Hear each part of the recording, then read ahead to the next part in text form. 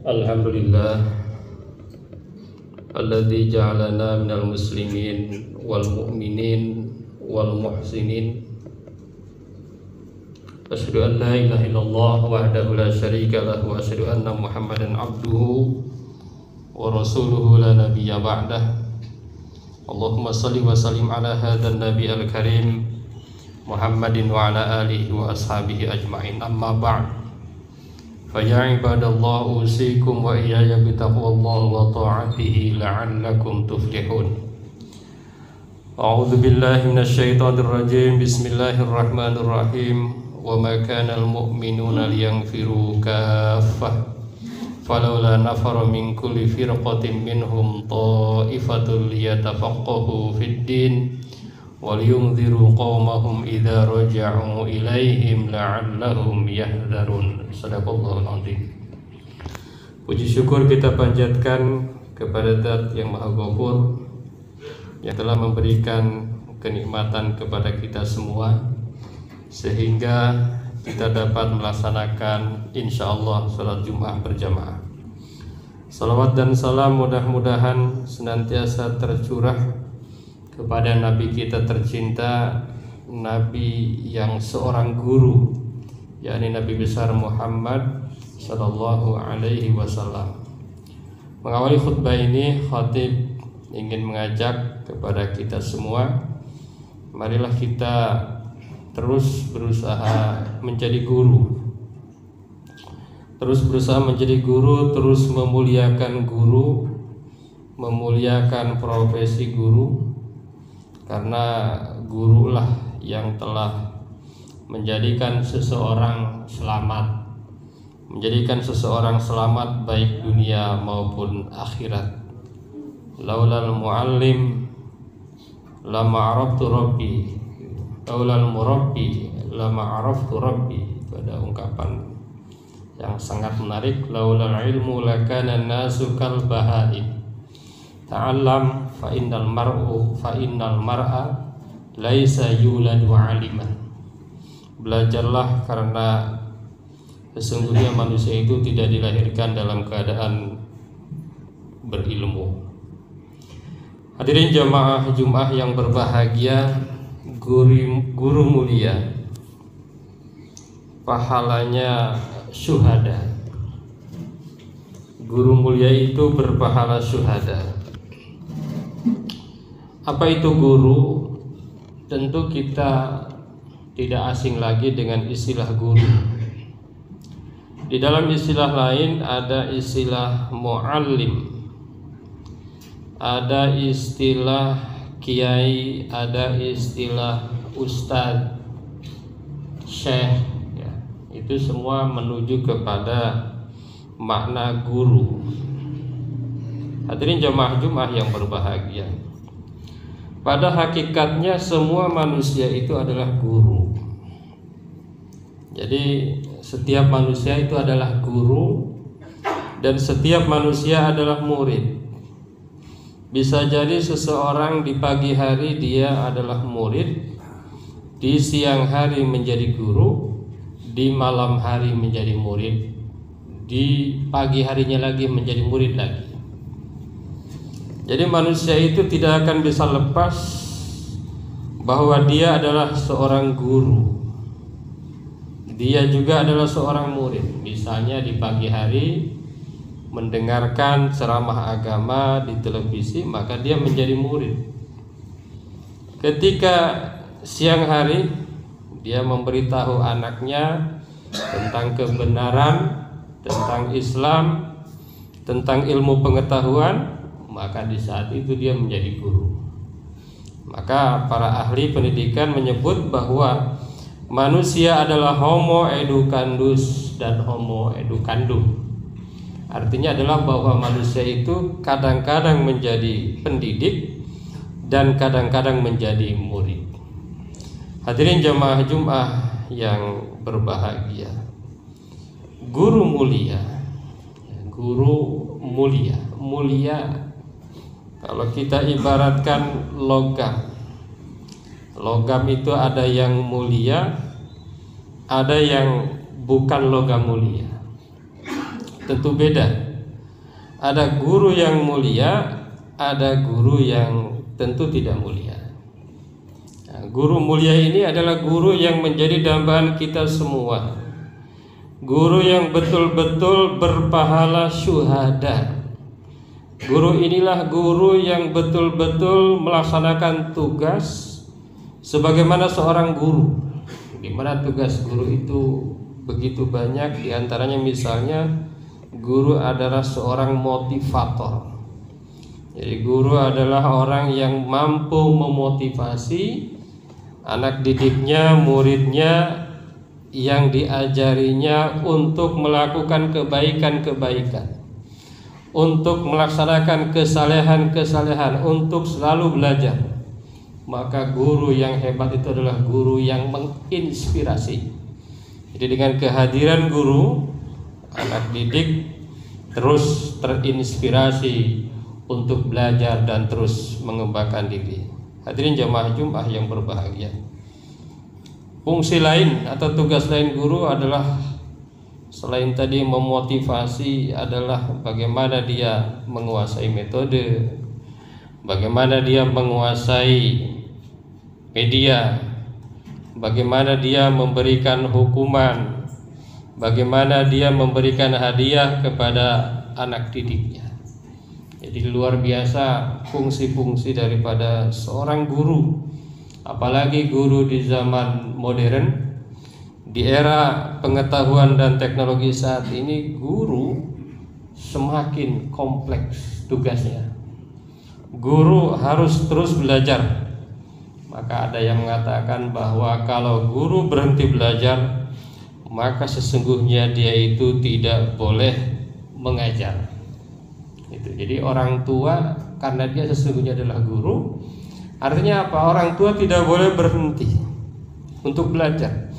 Maka pantas Rasulullah SAW mengatakan di dalam hadisnya bahwa mencari ilmu itu adalah satu kewajiban dari mulai kita buayan sampai nanti kita wafat. Itu adalah kewajiban kita, karena kita nanti pada hakikatnya juga adalah seorang guru.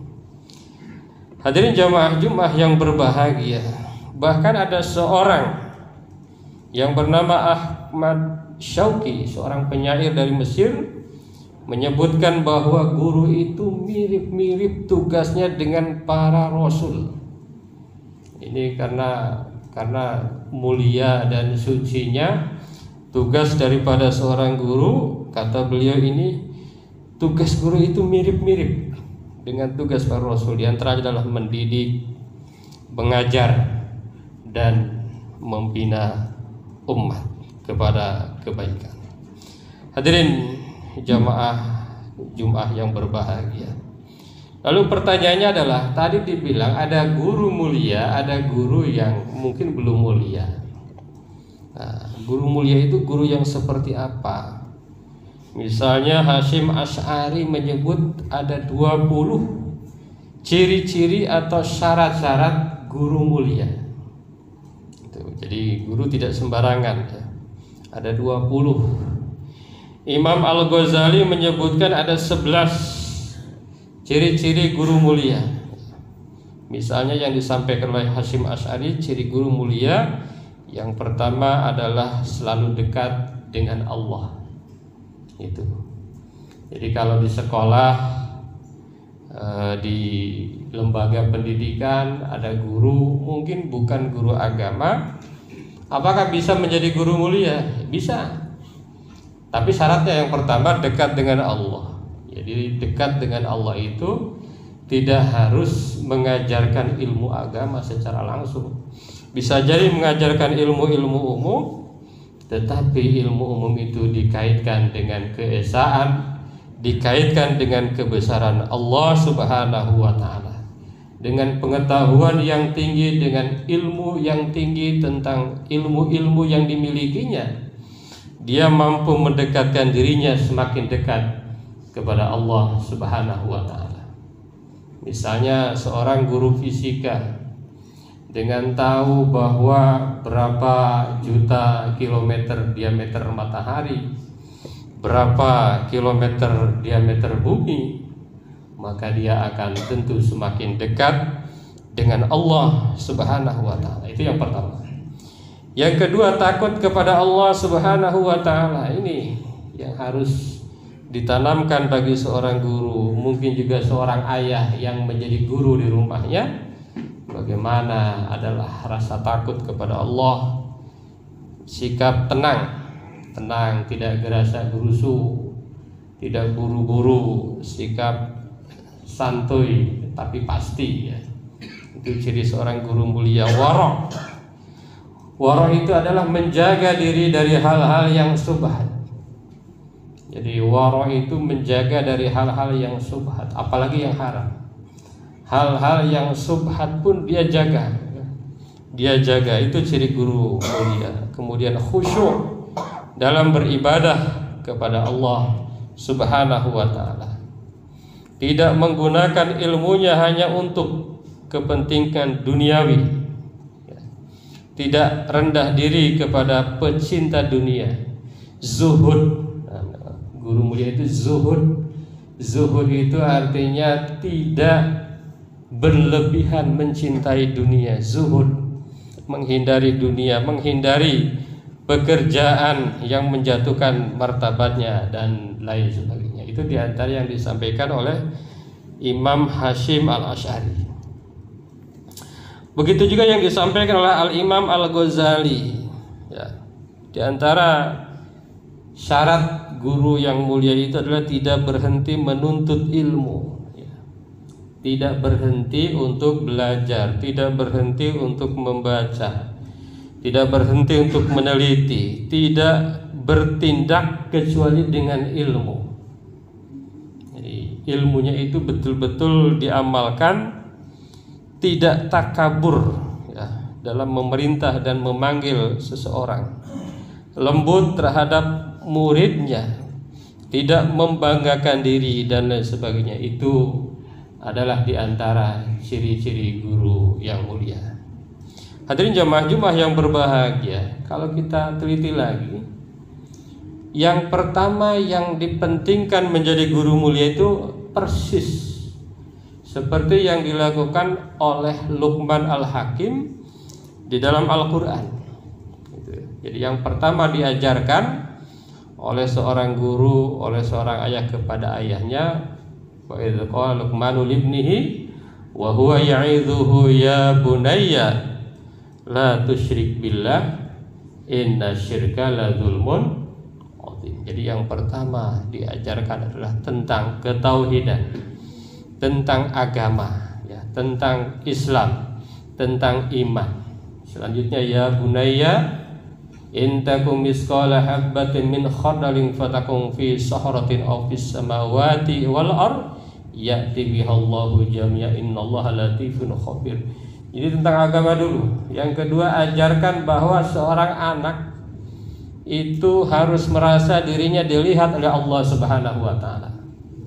Baru kemudian ya bunayya aqimis salata wa'mur bil ma'rufi wanha 'anil munkari wasbir 'ala ma asabaka inna dzalika min azmil umur. Baru perintahkan salat, baru perintahkan untuk membawa kepada kebaikan, memerintahkan kebaikan, melarang kepada yang munkar, baru kemudian sabar.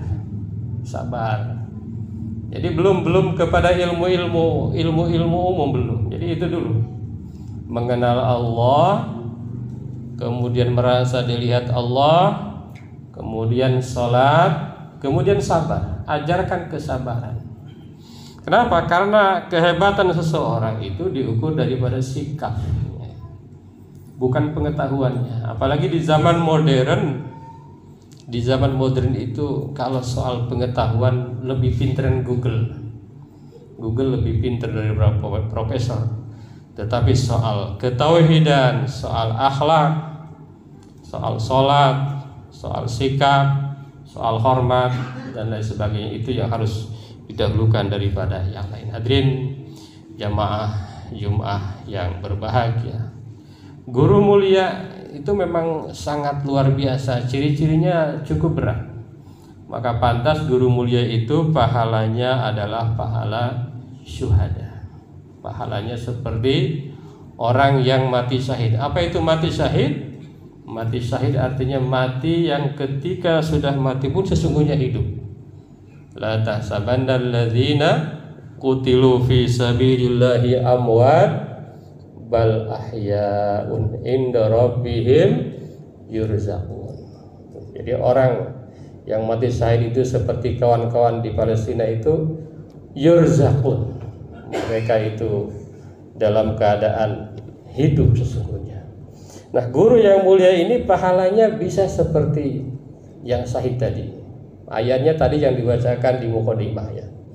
Itu ayat yang menunjukkan bahwa guru mulia itu pahalanya adalah syuhada. Ada juga hadis, meskipun dicari-cari belum ketemu teks Arab aslinya, yang mengatakan bahwa siapa yang mengajarkan kebenaran itu sama dengan orang yang berperang di jalan Allah Subhanahu wa ta'ala. Tapi bisa juga kita jelaskan bahwa di antara syarat syahid yang harus kita pahami, syarat syahid itu adalah ketika seseorang syahidnya itu misalnya terbunuh dalam perang ketika dalam keadaan iman, ketika dalam keadaan takwa.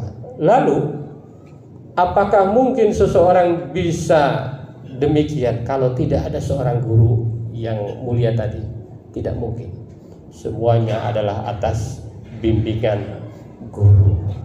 Oleh karena itu, maka pantas insya Allah guru mulia itu pahalanya adalah syuhada, pahalanya surga dari Allah Subhanahu wa ta'ala. Hadirin jamaah Jumat yang berbahagia, mudah-mudahan kita senantiasa semakin sadar bahwa tugas kita selama hidup itu belajar. Selain belajar, tugas kita hakikatnya adalah seorang guru yang mengajarkan kebenaran, yang mengajarkan kebaikan kepada generasi-generasi kita yang selanjutnya. Mudah-mudahan ada manfaatnya. Barakallahu li wa lakum fil Qur'anil azim wa nafa'ana wa iyyakum bima fihi minal ayati wadh-dhikril hakim. Aqulu qouli hadza astaghfirullahal azim.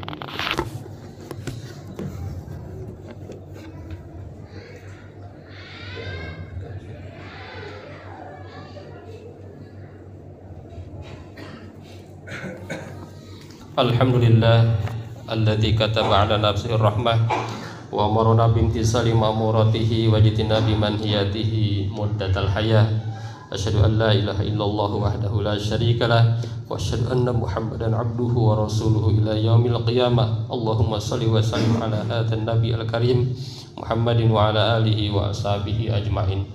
Amma ba'du fa ya ayyuhan nas ittaqullaha haqqa tuqatih wa alamu anna Allah ta'ala qad wa'ada liman ittaqa bidukhulil jannah wa tawa'ada liman 'asahu bidukhuli jahannam ma'wa. Innallaha wa malaikatahu yusalluna 'alan nabi ya ayyuhalladzina amanu sallu 'alaihi wa sallimu taslima. Wardallahu ma'an jami'is sahabati wal qarabati li rasulillahi ajma'in. Amin ya Allah ya rabbal alamin. Allahumma ighfir lil mu'minina wal mu'minat wal muslimina wal muslimat al ahya'i minhum wal amwat. Allahumma aslih dzata bainihim waj'al fi qulubihim al imana wal hikmah wa awzi'hum ala ahdika alladhi ahanta ilaihim waj'alna minhum wa atina bidalatil islam bihidayatika wa rahmatika wasi'ah wa taqabbal du'aana innaka antas samiul alim. Ibadallah, innallaha ya'muru bil 'adli wal ihsan wa ita'i dzil qurba wa yanha 'anil fahsya'i wal munkar wal baghi ya'izukum la'allakum tadhakkarun wastaghfiruhu innahu huwal ghafurur rahim.